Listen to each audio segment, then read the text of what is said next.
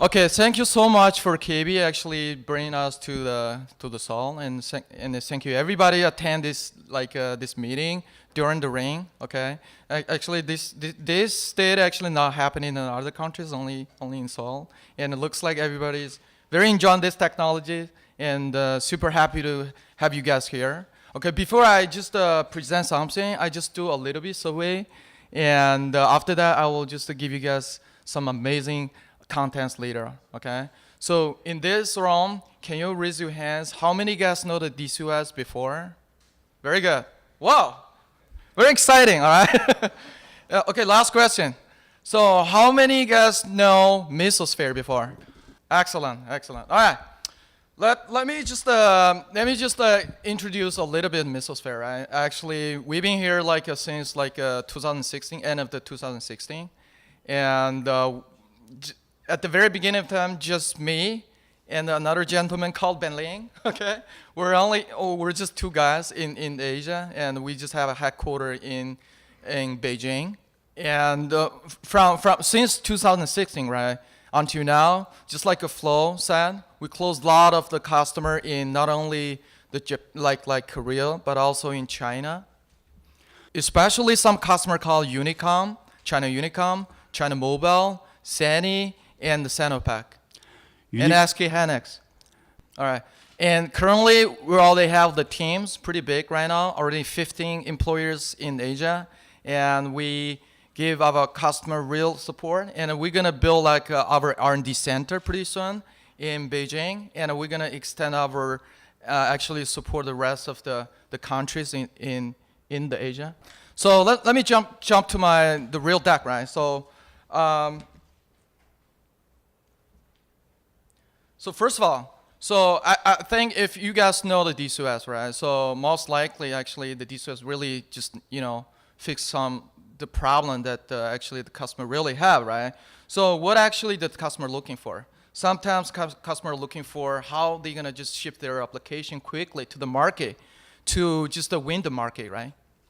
So secondly, some customer will say, okay, because right now we call big bang, right? So there's a lot of data coming from customer, coming from IoT, coming from devices. So how are you gonna just manipulate those data, right, income, and just make decision quick? Thirdly, so most of the customer and most of the enterprise will care about the cost, right? How I'm gonna just modernize our applications and save the operation day-to-day cost. Okay, this is Mesosphere. We actually have like 30% of the Fortune 50 companies. We close it, and who is our customer? And we close like 5 of the 10 bank in North America, and we also have like 5 of a top 7 telco in the world, just like I mentioned. Especially in US, we got like Verizon, T-Mobile, and Dutch telco, and in China we got like China Mobile and China Unicom. So the most important thing I want to mention, we are actually the platinum member of the CNCF. I don't know, you guys well of CNCF, right? How many guys know CNCF? All right, there's only one. All right. So actually like a Kubernetes, like a lot of like a pretty innovative, like a standard and like a open source actually, especially container based, right? Is actually in the CNCF. So this is like a foundation, and actually it's like based on the Linux function. Right now, I'm gonna talk about why the world leaders choose Mesosphere. Right? First of all, from like 2 pillars, from an ROI perspective, as well as the strategic platform perspective. Okay, include, so we actually can save customer a lot of time in operation. We can save from like a day-to-day, like the DevOps, something. We can just move like the deployment, operation, development from like weeks to minutes. We can also save a lot of the money when you are actually using like AWS or some public cloud, right? Up to like 50%. We also can help the customer, for example, if you want to use like a hybrid cloud computing to manage different like resources in like a private cloud or like a public cloud or either bare metal, we can smoothly and seamlessly manage those resources as a single powerful PC. Okay, let me just make it simple, right? We can just save the customer like day-to-day operations, especially development operation, from weeks to minutes. All right, and we can save when you are using like AWS or Azure or some public cloud. And after using the DCOS, you can save more than 50% of your operation cost. And if you're using like either like bare metal, public cloud, or a private cloud, if you want to just combine them into one single machine, so DCOS is the platform. So we also support Kubernetes, which is pretty unique features right now in this like technical world. And I'm gonna talk about 1.12 pretty soon. So we can support like a high density Kubernetes in this IT, especially in the Silicon Valley. So we're the number one, pretty unique. Just think about it, right? So for the traditional world, so every application is monolithic, right? So if you are the developer of Java, you gotta just develop everything into one single jar file on the WAR file before, right? So so right now, because like I said, data is tremendously increasing, right? You gotta make sure you have the right architecture for your application layer, as well as data state layer, as well as some like the infrastructure layer. So this is actually on the left screen. So this is our architecture, just like I said. We actually have like the most widely the application, especially distributed application on our catalog. We call like a catalog, but most likely is marketplace. And we also have, we call application aware automation, which is for like automate your whole like the application mechanism. For example, you can just distribute your application, operate your application, configure your application. Finally, you do like the scale in and scale out. Those all the steps will be automatic as like a one single services. We also have like we call intelligent resource like a pooling. So we actually back up by the technologies called Apache Mesos. So we are the company who is dominant of the Mesos because our founder called Ben H, who's the founder of the Mesosphere. All right, so number 4, we have, like I said before, we can unify all resources into one single machine, but doesn't mean it's one single, right? Just abstract to be the one single resource pool. Including the bare metal, some traditional application cannot be containerized, and private cloud, especially like OpenStack, like VMware, as well as public cloud. All right, so for this page, actually think about it. If you're the customer, you always like care about how I'm gonna just put data into the system. Secondly, I need to save the data into databases. Then thirdly, you got to analyze, right, data analytics a little bit for your data. Then finally, you're gonna push your application to the platform, to your production, to the production. Then later on, your production up and running. So this is actually the real pipeline for the customer.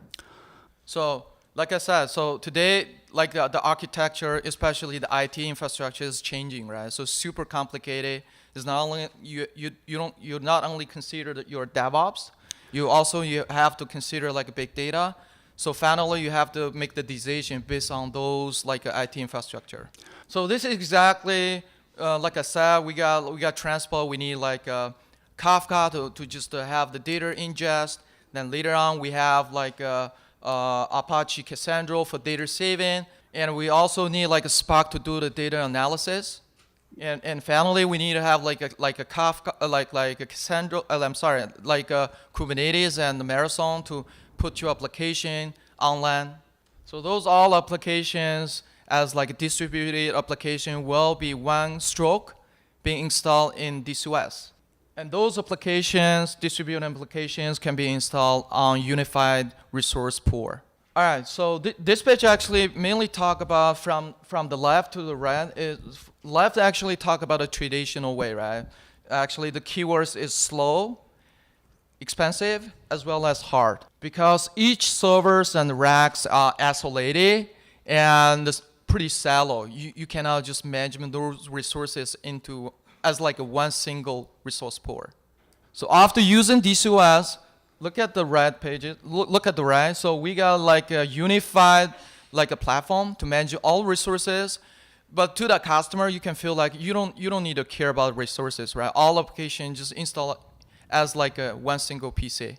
So I don't know how many guys actually install like Kubernetes before by DIY or by any tools before like Ansible Chef. So you actually need a lot of like steps. You have to check the environment. You have to install virtual machines. You have to check, install like a security tools. Finally, you have to install like a Kubernetes, master, etcd. It takes a long time, right? So for Mesosphere, just one single command on the left, on the right. So here's a demo. So you have to check like a Kubernetes on the service catalog, and you choose install. But because it takes a little bit time, like 1 or 2 minutes, then you can have like a Kubernetes cluster up and running. Yeah. So after like I said, 2 and 3 minutes, the Kubernetes cluster can up and running. So this is the dashboard of the vanilla Kubernetes. And also we have like the pretty fancy pages to show the resources utilization by applications. All right, so it can be categorized by the colors, right? You check on the left, there is like Cassandra, Kubernetes, Jenkins. On the right, you can see those colors can be show up into the circle, and you know how the application consume the resources. All right, so this is the page to show you exactly how we unified different zone or different regions. I mean, public cloud, either public cloud or private cloud or on-premise into one single solution. From the left architecture, you have like some of the DCOS cluster in AWS, and you can connect it by the IPsec to the Azure in the Europe. Then this is the one cluster. Then finally connect to the APG cluster as one unified cluster. And actually over by internet. So this is the demo for exactly to show you how you're gonna pick up like the cloud provider by just a single click, then just whatever you choose, right? You can either by the AWS or Azure or someone else if you want. So this demo actually show you how you can do the lab migration from one cloud to another cloud, from AWS to Azure, without any downtime.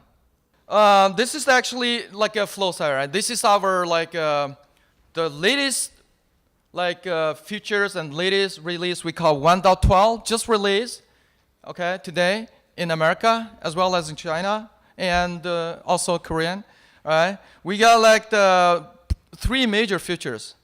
The first is Mesosphere Kubernetes engine, which is multiple Kubernetes installation and high density Kubernetes. And second is we call Juniper. I don't know how many guys know Juniper. So that is called machine learning something. You can just like easily, if you are the data scientist or if you learn some like machine learning, so this is the way, right? This is a trend for machine learning. So this one already put into our service catalog. You can easily install this Juniper just as like a one stroke. And thirdly, comparing to the previous release, we fixed more than 80% of the bugs in 1.12. We actually have an additional DCOS enhancement for DCOS, and we fixed 80% bugs in this release. Thank you. Thank you. Thank you. All right. What is Mesosphere Kubernetes engine? We actually, like I said, we can easily orchestrate Kubernetes, multiple Kubernetes, even in one tenant. And you can control those distribution as one single control panel. So second, we call high density. What is the meaning? Actually, think about it. If you have to install Kubernetes, every node only have one kubelet. So if you don't use it sometimes, actually the waste of the resources, right? We can easily place more than one kubelet into the server. So this one can manage a cluster sprawl with efficiency, and we don't need just a virtualization at all. We can either place in bare metal or virtual machine or public cloud. We can also help you operate your Kubernetes cluster like smartly, robustly, because we improve the security. So this is pretty beauty page to explain how we're gonna just increase the resource like utilization by the like a co-joined like the one operating system. On the left, you can say every kubelet in one operating system, which is right called OS. It shouldn't be only in virtualization. we don't need to put like DCOS in virtualization. I mean the Kubernetes. So on the red, you can say this one, two kubelet in one operating system. We can save at least 50% of the resources in your data center, and you totally isolated, different cluster, totally isolated. To the feeling of your experience is what you can only consume one cluster into the superpower machine. For this slide, actually categorized by the purpose, by the scenario. You guys check, we got like a CI/CD and we got data services. We also have like the MKE, which is like we call Mesosphere Kubernetes engine.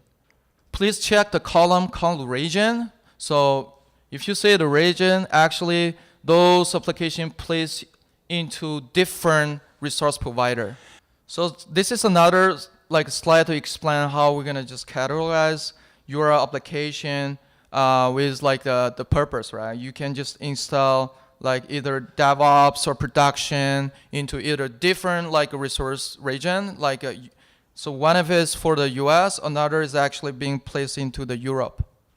So we actually just make everything, especially operation of the Kubernetes, to be automated with those features. Yeah. Especially self-healing, meaning if you place your Kubernetes into the DCOS, any agents down, so our DCOS can automatically place another agent into some region, right? If you have. And another feature I want to mention, highlight, is easy upgrades. Because Kubernetes is super hot, and actually there are thousands of the developers contribute codes to the community. You never know which release will be stable, and you don't know which release will be coming soon, right? So you have to maintain like your release, and you have to make sure you can easily upgrade your current release to the next release. We can make it as like a robust. Like I said, there is another biggest like the announcement is Juniper adapted, already placed in our service catalog. So you guys welcome to just like go to our DCOS.io and download our community version and try the Juniper service. So the Juniper service can help the data scientists to do the data like manipulation or analysis. So this is another page because like I said, so machine learning is not only the coding or the data model.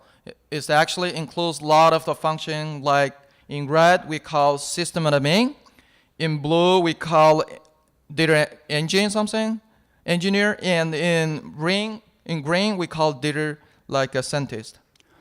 If you really want to just do the machine learning, so those function is necessary.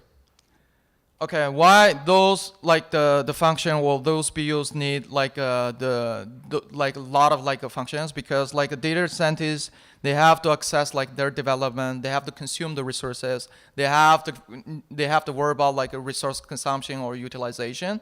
For the data engineer, they have to deploy their data model to the production. For the system admin, they have to deploy their different applications to your environment. All right, so this is exactly how Mesosphere can help you, right? On the left is the traditional way. So each team managing like their own like functions. So we don't have like so a lot of gap, right? So somebody know I want to just like this machine learning tools, but the system admin say, okay, I don't have it. Maybe I have to learn something. It takes a lot of time. Okay. So on the reds, we automate all those functions, all those operations. We went through, you got everything for machine learning. So include for DCOS 1.12, we just released. In summary? Okay.